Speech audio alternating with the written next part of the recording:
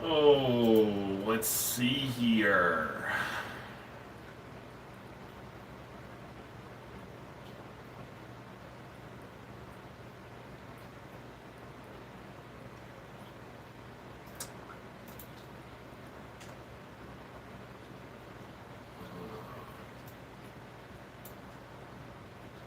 Will it pop up finally? Yes, it will.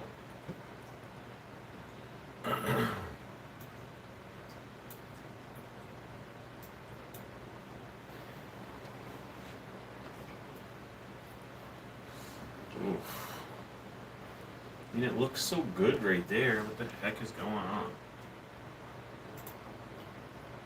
I mean, it still looks good. It's just.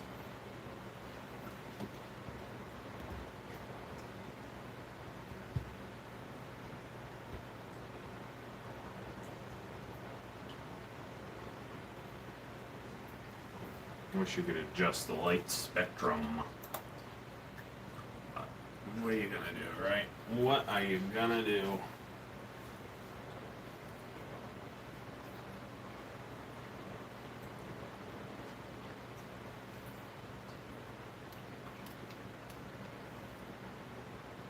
It doesn't really have that much flex, does it?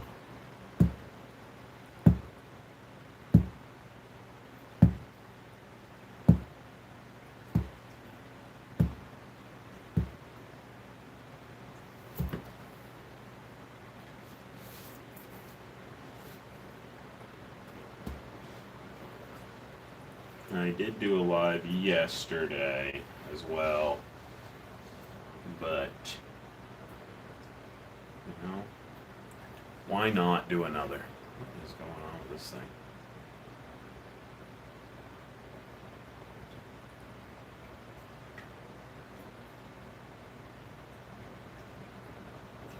See, old CJ Aquariums is back.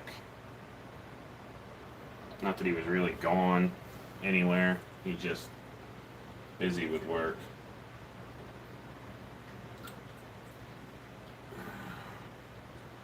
Honestly, been about the same here. Busy. Not too busy though. Excuse me. Oh my gosh.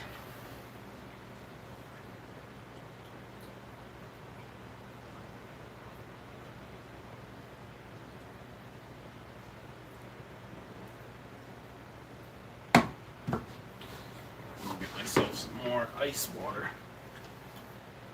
Be right back. Gonna get some ice water.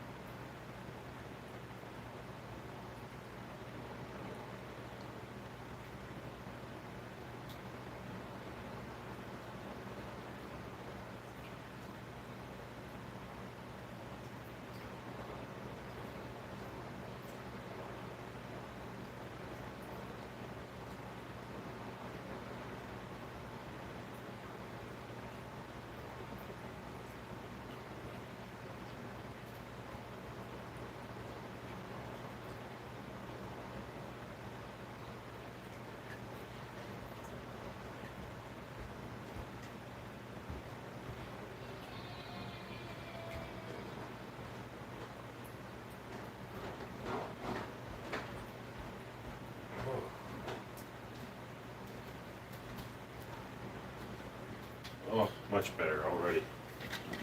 Much better.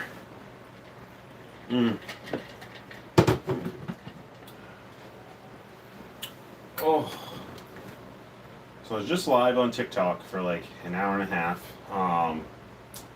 Figured I'd come over here and see if I can't get this set up. Let's see here.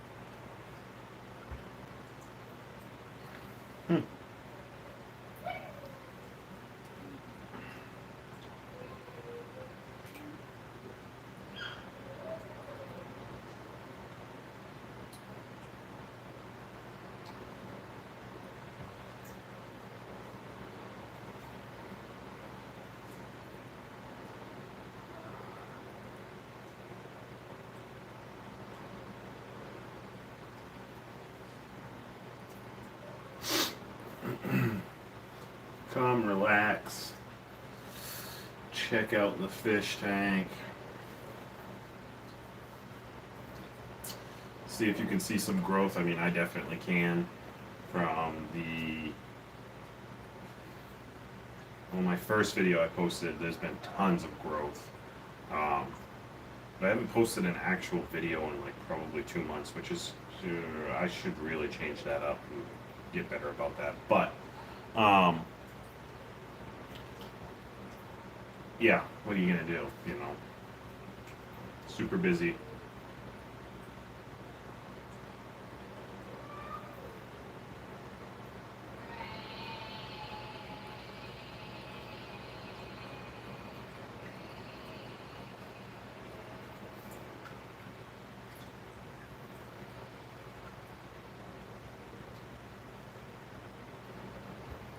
Oh my goodness, it's so humid. Temp has gone down in the room though, and the humidity's gone down a little bit too, but oh, it's terrible. Outside is one of the nicer days we've had in the summer, but it's still humid, so not ideal.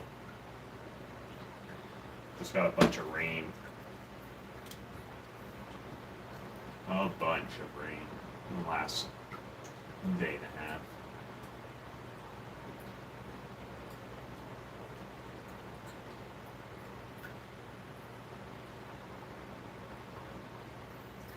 If you have any questions, don't hesitate to ask. Definitely do not hesitate to ask any questions. It can be reef tank related, it can be anything really. I don't really like to talk politics, but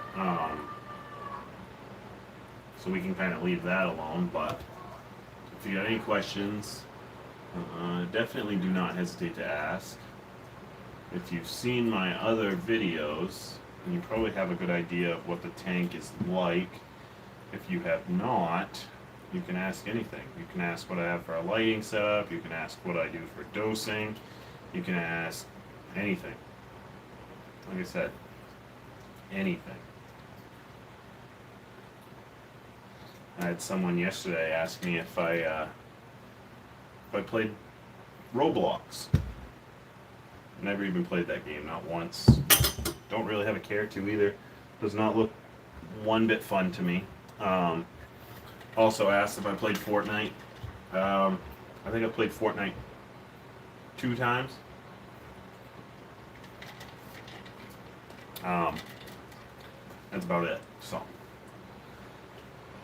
play what I play right now when I get a chance to play. It's usually Apex Legends, or at the moment golf, but I'd rather play golf in person than on my Xbox. But I hurt my hand last week during night golf. This is the first time I ever played night golf, which at my local course is not the greatest. Let's just say that. So it's regular greens fees plus $5 on top of that, plus $5 a ball. And in the midst of playing, the balls would malfunction when you hit them and go dark, which doesn't really help you any when you're playing in the pitch black. Did have a flashlight, but again, you're hitting a ball 100 yards in the dark and the light goes out on it.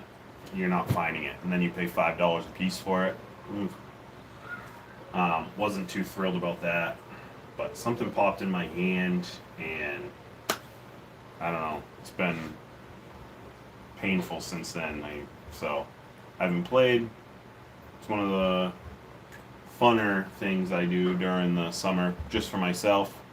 Other than that, it's exploring with the family.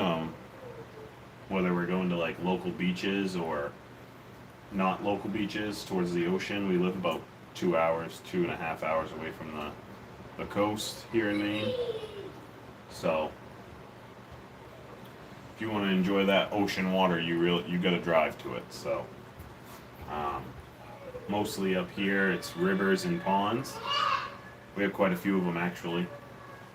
I live local to a river right out front of my house, and also have my pool, so don't really have to go far if we want to enjoy water. But this summer has been a lot of rain,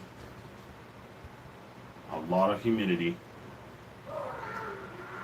and you're either at the water or you're inside because the AC is taking care of the humidity, because if not, you literally cannot hang out outside.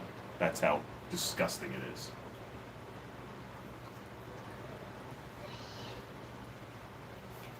You walk onto the green and just get on the fairways. It's terrible. Thanks, Jay. Yep, tank is after this month. Well, no, sorry, after July, the tank is fully a 1.5 years old, 1 year and 6 months. So it's really starting to chug along, as one would say. So I've been getting some really good growth out of things. A lot of encrusting on the SPS. A couple of the SPS have just grown so much I can't really deal with them at the moment. Zoas are going crazy. The Blastos is another thing that went kind of crazy that I didn't really pay attention to, but yeah. Thanks for the love, definitely.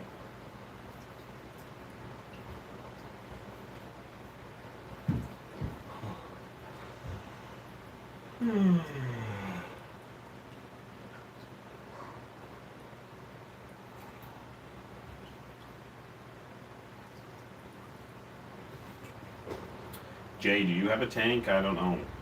I can't remember if you've commented before, but you probably do, I imagine. Any recommendations for natural removal of bubble algae? Yes, actually. So, this is my take on bubble algae. Other people will probably say I am wrong, but I've been in the hobby for 15 years. I've never noticed it to be the issue. I take one of these. It's a metal pick. It's got a long handle on it, and you can take the rocks and you can pick it out. I would not worry one bit about popping the bubble algae.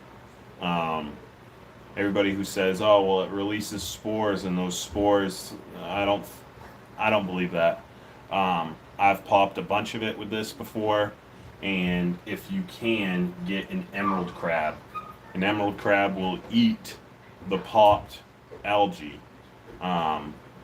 That's how they eat it. They have to pop it. So if an emerald crab can eat the algae and it won't spread, then popping it with one of these is not going to be an issue. But you can pop off big chunks with one of these and then just suck it out or net it out, whatever you decide to do.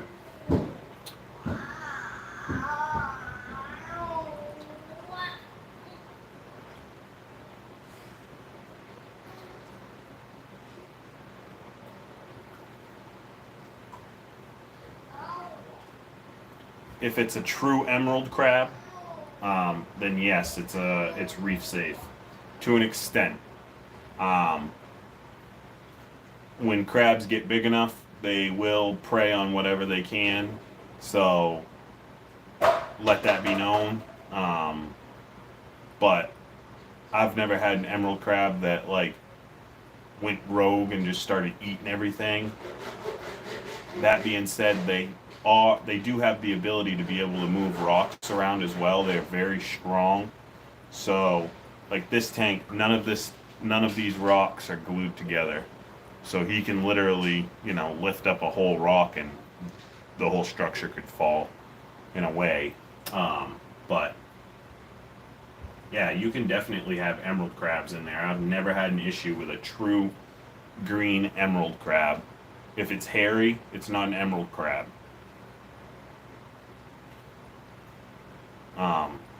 But yeah, you shouldn't have an issue with emerald crabs. They do a very good job at eating bubble algae, but again, they only eat bubble algae that's been popped, so they will pop it to eat it. They don't eat it whole. So get yourself an emerald crab and a little bit of elbow grease with a pick. It doesn't have to be metal, it could be anything else, just something in there that can pop out the larger colonies of the bubble algae, and then you can either scoop it out with a net or suck it out with your siphon.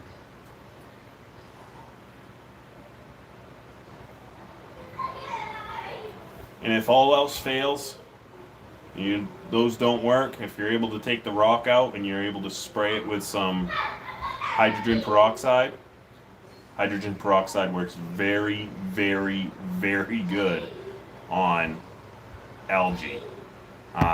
You do not need to let it sit long. You can spray it and it can sit for probably 5 to 10 seconds, and then you can rinse it, and the next day your rock will be virtually white wherever it was. I had a very big colony on my, it's hard to see right here, but you still can't see it. Hold on a second. I had a very large colony on that chalice rock on the back, and what I did is I took the whole rock out and scraped off as much as I could while it was out of the tank, and then just gave it a quick little spray with like a hair spray bottle or whatever that sprays water. Put some hydrogen peroxide in it, and golden.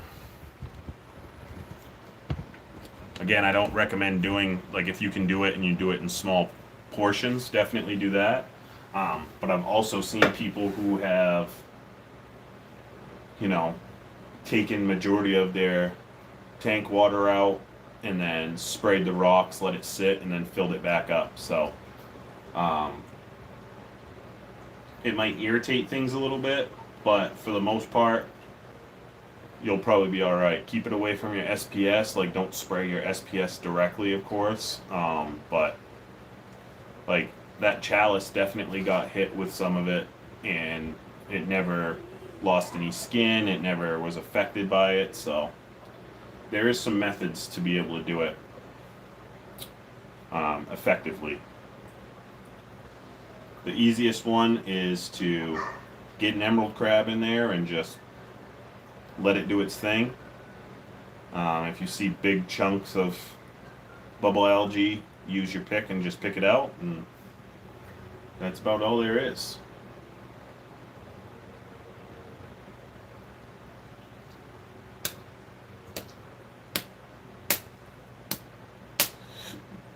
But it's easy to...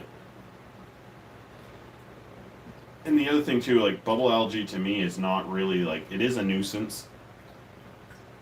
You know, it's considered like an eyesore or whatever, but bubble algae is a natural part of the reef and the reef system. So finally over the ugly phase, was worried about the bubble algae. I have a 32 BioCube. Oh my god, that was my first, like, dream tank, I guess you would say. I never did get one, but I always wanted a 32 BioCube. I thought they were the coolest things, especially them being all-in-one back in the day, was like when they first came out. But like, to me, bubble algae is, it's really not a big deal. Same thing with Aptasia. As long as it's not taking over the whole tank, then it's probably not going to be an issue. Just my 2 cents. But like, this reef started off and it had a huge, and I mean huge, ulva, which is sea lettuce, outbreak on the rocks. Like, the rocks were literally covered in green. I picked up a tuxedo urchin and he did like crazy amount of work, but he couldn't really keep up with it, and I didn't want to fill it up too much with like snails and stuff, and at the time I didn't really know that I had that as many as I do now. So that's where I experimented with the peroxide, and you can spray that peroxide, like I said, let it sit for 5 to 10 seconds, give it a quick fresh water rinse, and then you can put it right back in the tank. Never had any like restart of the cycle or anything like that. So there's definitely options.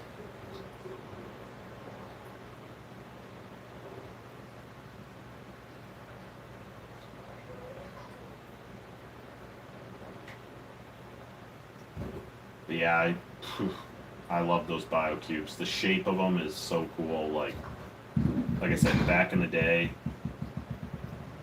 was literally obsessed with trying to get one. Never did. Instead, I built a 40 breeder. But I really definitely wanted a BioCube. That's for sure. Still do, to be honest. If I find one that's in decent shape, I might do it. I don't want to buy a brand new one.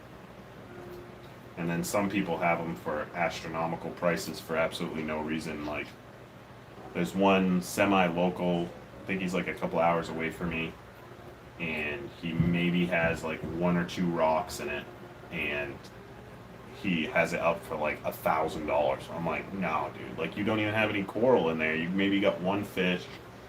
Like, I don't know. People in this hobby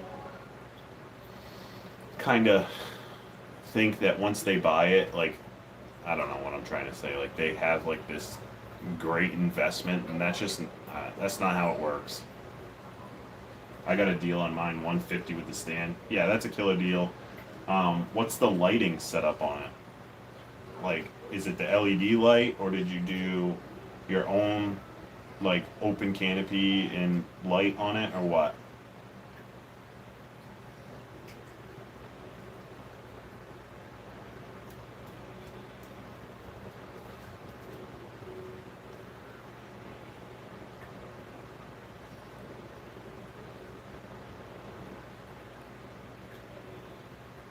So is it fluorescent? It must be fluorescent if you're upgrading to LED. Um, but yeah, you can buy. I mean, this light right here is a night crew up top, and that is, to me, that's as cheap as you can purchase a light and still grow coral. Like, I haven't really had an issue growing anything in here so far. Um, I haven't put like super high end SPS in here, so I could be wrong in that aspect of like what its potential is. But to be able to buy a light off Amazon for $100 and then $50 for the controller, so $150 all in, like, comes with a mount and everything, like, that's crazy. The fact that it can grow coral blows my mind. I say that because back in 2016, well, before that, it was like 2015 when I was building my 40 breeder, like, buying a Kessel Tuna Blue 360 was like $400-500, and that just came with a light. No, that had no mounting. It had nothing. So, yeah, it's crazy. Take her easy, Jay. Have a good day at work. Although I'm never, that's usually never happens, so. But, yeah, the prices of things now is just so crazy different. Like, I don't know.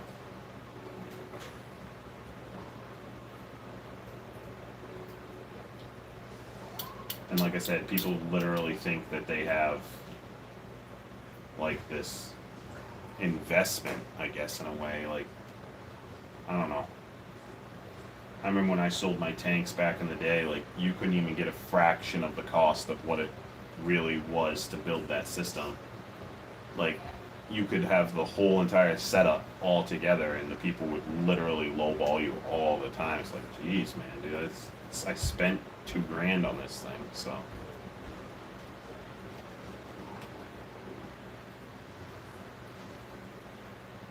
How'd you sleep? Yeah. Not good. When? Door's only been open for like an hour. I heard you can get the laundry basket too. Yeah. Sorry. And we cleaned up the house too. Although they probably destroyed it again downstairs. But yeah. We took out bacon.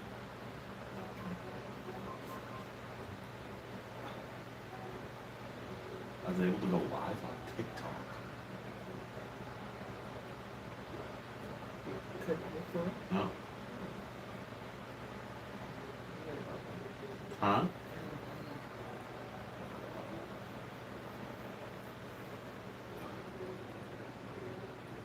Me either, but I didn't know. It just popped up. I was like, you know what? I'm gonna look to see. And I went to click on the live thing, and it was like, do you want to trial run live? I was like, yeah. Okay. I don't need 1,000 followers? Yeah, I'll take it. What'd you say? I said I don't need 1,000 followers, because that's what like the requirements are. You need to have like 1,000 followers and be like certain. Obviously, you got to be a certain age. Really? Yeah.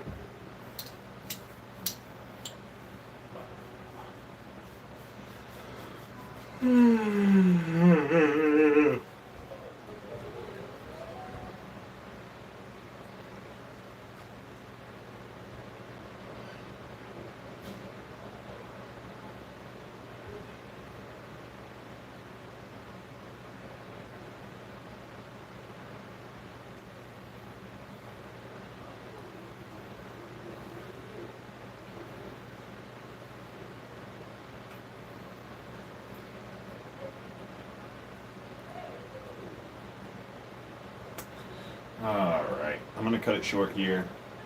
I have to go downstairs and cook some bacon. So I will see you guys in the next live. Might try to get on tomorrow. Not really sure what time I'll get on, so I can't guarantee it, but I'll try my best to get one out to you guys, and take her easy.